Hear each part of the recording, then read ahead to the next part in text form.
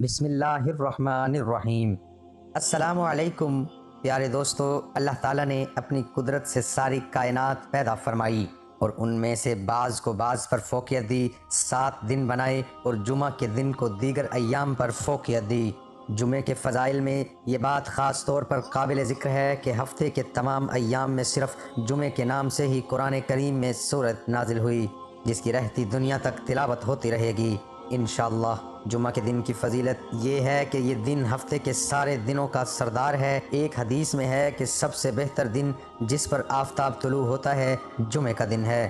اس دن حضرت آدم علیہ السلام کی تخلیق ہوئی، اس دن ان کو جنت میں داخل کیا گیا، اسی دن ان کو جنت سے نکالا اور دنیا میں بھیجا گیا، اور اسی دن قیامت قائم ہوگی۔ ایک اور حدیث میں ہے کہ اسی دن حضرت آدم علیہ السلام کی توبہ قبول ہوئی، اسی دن ان کی وفات ہوئی۔ بہت سی احادیث میں یہ مضمون ہے کہ جمعہ کے دن میں ایک ایسی گھڑی ہے کہ اس پر بندہ مومن جو دعا کرے وہ قبول ہوتی ہے۔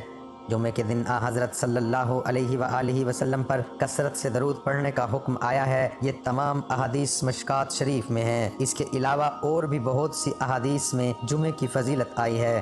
پیارے دوستو، آج ہم میں سے بہت سارے لوگ پریشان حال ہیں، ہر وقت پریشان رہتے ہیں۔ انہی غم زدہ بہن بھائیوں کے لیے ایک ایسا عمل بتانے جا رہا ہوں جو جمعہ کے دن عصر کا وقت ہوتا ہے، اس وقت اگر آپ ایک چھوٹی سی سورت آپ پڑھ لیں تو انشاءاللہ اس کے پڑھتے ہی آپ کے سارے گناہ معاف ہو جائیں گے۔ اور اس کی فضیلت یہ بھی ہے کہ اس کو پڑھ کر اللہ سے جو دعا مانگی جائے وہ کبھی رد نہیں ہوتی، اور جو مقصد بھی انسان ذہن میں رکھ کر اللہ سے دعا مانگتا ہے اس کا ہر مقصد پورا ہو جاتا ہے۔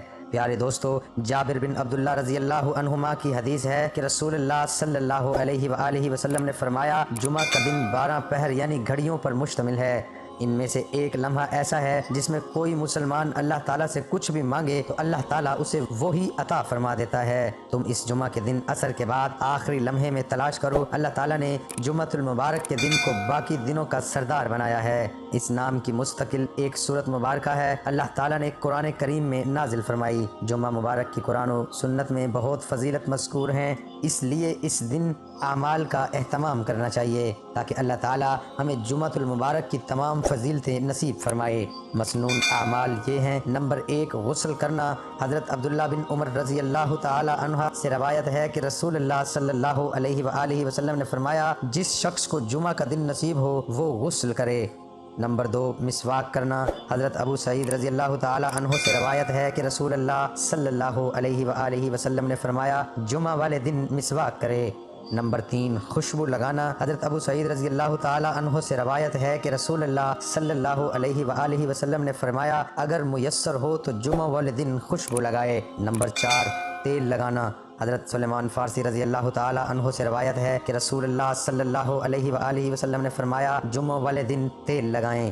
نمبر 5، صاف لباس پہننا۔ حضرت ابو ذر غفاری رضی اللہ تعالی عنہ سے روایت ہے کہ رسول اللہ صلی اللہ علیہ وآلہ وسلم نے فرمایا، جمعہ والے دن اچھا لباس پہنیں۔ نمبر 6، جمعے کے دن نماز فجر کی مسنون تلاوت۔ حضرت ابو ہریرہ رضی اللہ تعالی عنہ سے روایت ہے کہ نبی کریم صلی اللہ علیہ وآلہ وسلم جمعہ والے دن نماز فجر کی پہلی رکعت میں سورۃ الف لام میم تنزیل اور دوسری رکعت میں سورۃ دہر پڑھتے تھے۔ سورہ المین تنزیل السجدہ 21 پارے میں، جبکہ سورۃ دہر 19ویں پارے میں موجود ہے۔ نمبر 7، جمعے کی اذان کے وقت خرید و فروخت اور کاروبار بند کرنا۔ حضرت عبداللہ بن عباس رضی اللہ تعالی عنہ فرماتے ہیں کہ اس وقت یعنی اذان جمعے کے وقت خرید و فروخت حرام ہو جاتی ہے، اور حضرت عطا رحمۃ اللہ علیہ فرماتے ہیں کہ اس وقت یعنی اذان جمعہ کے وقت تمام کاروبار حرام ہو جاتے ہیں۔ نمبر 8، نماز جمعہ کے لیے پیدل جانا۔ حضرت اوس بن صفی رضی اللہ تعالی عنہ کہتے ہیں کہ میں نے نبی کریم صلی اللہ علیہ وآلہ وسلم سے سنا کہ آپ صلی اللہ علیہ وآلہ وسلم فرما رہے تھے، جمعہ والے دن پیدل جائیے، سواری پر نہ جائیں، اگر کوئی مجبوری ہو تو سواری پر بھی جا سکتے ہیں۔ نمبر 9، جامعہ مسجد جلدی پہنچنا۔ حضرت اوس بن اوس سقفہ رضی اللہ تعالی عنہ کہتے ہیں کہ میں نے نبی کریم صلی اللہ علیہ وآلہ وسلم سے سنا، آپ صلی اللہ علیہ وآلہ وسلم فرما رہے تھے، جمعہ والے دن جامعہ مسجد کی طرف جلدی جائیں۔ نمبر 10، امام کے قریب بیٹھنا۔ حضرت اوس بن غوث سقفہ رضی اللہ تعالی عنہ فرماتے ہیں کہ میں نے نبی اکرم صلی اللہ علیہ وآلہ وسلم سے سنا، آپ صلی اللہ علیہ وآلہ وسلم فرما رہے تھے، جمعہ والے دن جامع مسجد پہنچ کر امام کے قریب ہو کر بیٹھیں۔ نمبر 11، خطبہ جمعہ کو خاموشی سے سننا اور چپ رہنا۔ حضرت سلمان رضی اللہ تعالی عنہ نبی کریم صلی اللہ علیہ وآلہ وسلم سے روایت کرتے ہیں کہ جب امام بیان کرے یا خطبہ دے تو سننے والا چپ رہے۔ حضرت اوس بن اوس رضی اللہ تعالی عنہ سے روایت ہے کہ نبی کریم صلی اللہ علیہ وآلہ وسلم نے فرمایا، جمعے والے دن جامعہ مسجد پہنچ کر امام کے قریب ہو کر بیٹھیں اور خوب خاموشی سے سنیں اور مکمل چپ رہیں۔ نمبر 12، نماز جمعہ کے مسنون تلاوت۔ حضرت ابن ابی رافع رحمۃ اللہ علیہ کہتے ہیں کہ ہمیں حضرت ابو ہریرہ رضی اللہ تعالی عنہ نے جمعے کی نماز پڑھائی، جس کی پہلی رکعت میں سورہ جمعہ اور دوسری رکعت میں سورہ منافقون کی تلاوت کی۔ آپ رضی اللہ تعالی عنہ فرماتے ہیں کہ میں نے خود رسول اللہ صلی اللہ علیہ وآلہ وسلم کو انہی دو صورتوں کی نماز جمعہ میں تلاوت کرتے ہوئے سنا۔ نمبر 13، درود پاک کثرت سے پڑھنا۔ حضرت ابو درداء رضی اللہ تعالی عنہ سے روایت ہے، رسول اللہ صلی اللہ علیہ وآلہ وسلم نے فرمایا، مجھ پر جمعہ کے دن کثرت کے ساتھ درود بھیجا کرو۔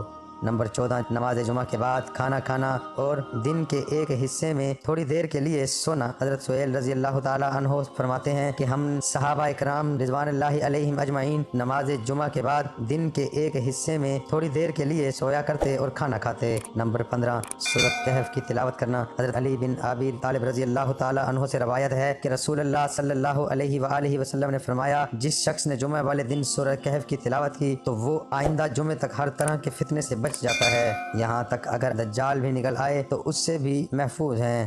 پیارے دوستو، اس طرح جمعے کے دن کے بارے میں یہ بھی آیا ہے کہ اس دن دعائیں کثرت کے ساتھ اللہ پاک دعائیں قبول فرماتے ہیں۔ اسی طرح جمعے کے دن کے بارے میں بھی یہ آیا ہے، اس دن کثرت کے ساتھ اللہ پاک دعائیں قبول فرماتے ہیں۔ اس دن ہمیں چاہیے کہ کثرت کے ساتھ اللہ تعالیٰ سے دعائیں مانگیں۔ فرمان نبی صلی اللہ علیہ وآلہ وسلم ہے، بے شک جمعۃ المبارک کے دن ایک ایسی گھڑی ہے، اس وقت کوئی مسلمان بندہ نماز میں کھڑے ہو کر اللہ تعالیٰ سے جو کچھ مانگتا ہے اللہ تعالیٰ اس کو ضرور عطا کرتا ہے۔ پھر آپ صلی اللہ علیہ وآلہ وسلم نے ہاتھ سے اشارہ کرتے ہوئے بتایا، وہ گھڑی بہت چھوٹی ہے۔ بخاری اور مسلم۔ علماء لکھتے ہیں کہ وہ عصر کے آخری وقت کی گھڑی ہے، اور بہت سارے علماء اکرام نے یہ بات لکھی ہے کہ اگر کسی کی دعا قبول نہ ہوتی تو اسے چاہیے کہ وہ عصر کے اس وقت کو پالے، تو 14 بار سورۃ فاتحہ اس طرح سے پڑھ کے جو وہ کسی سے بات نہ کرے، اول و آخر 3 بار درود شریف پڑھ دے تو انشاءاللہ اس عمل کی تاثیر میں یہ لکھا ہے کہ پھر اللہ سے دعا مانگی جائے تو وہ ضرور قبول ہو جاتی ہے۔ علماء نے یہ بھی کتابوں میں لکھا ہے کہ بہت سارے غم زدہ لوگوں کی کثرت کے ساتھ دعائیں قبول ہوتی دیکھیں، یہاں وہ ہاتھ اٹھاتے ہیں اور وہاں دعا قبول ہو جاتی ہے۔ اللہ پاک ہمیں بھی ہر وقت اس سے مانگنے کی توفیق عطا فرمائے اور ہمیں اسلام کے مطابق زندگی گزارنے کی بھی توفیق عطا فرمائے۔